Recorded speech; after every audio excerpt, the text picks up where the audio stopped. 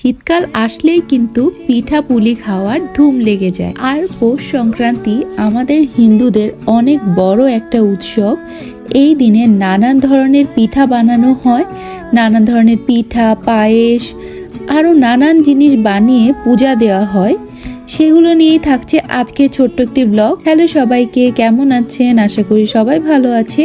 কিছুদিন আগেই চলে গেল পৌষ সংক্রান্তি, 14 তারিখে ছিল, 14ই জানুয়ারি।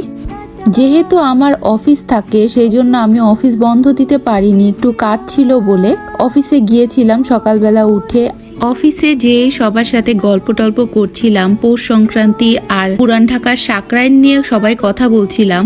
আসার সময় দেখি কি সুন্দর করে রাস্তা সাজিয়েছে। আমাদের এই পুরান ঢাকার এই দিকটা খুব সুন্দর করে সাজায় রাস্তা।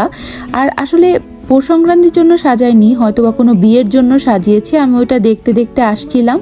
আর বাসায় এসে দেখি আমার মা অনেক রকমের পিঠা বানিয়েছে, কুলি পিঠা, সাদা পিঠা, তারপর আরও অনেক পিঠা বানিয়েছিল, পাটিসাপটা।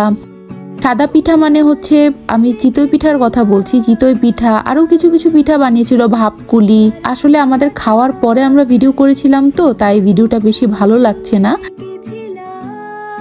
আমার মা অনেক রকমের পিঠাই বানিয়েছিল, পায়েসও বানিয়েছিল 2 রকমের, আর গুড়ের পায়েস বানিয়েছিল। এটা এরকম আরো অনেক কিছু বানায়। আমার মা তো তাও অল্প পিঠাই বানিয়েছিল, মানুষ তো শুনেছি 10-12 রকমের পিঠাও একবারে বানায়।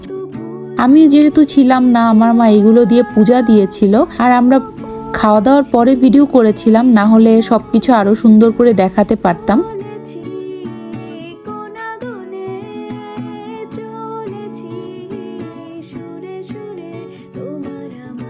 এই ছিল আমাদের পৌষ সংক্রান্তির একটা ছোট্ট ব্লগ। আশা করি সবার ভালো লাগবে, সবাই আমাকে সাপোর্ট করবেন। Thank you.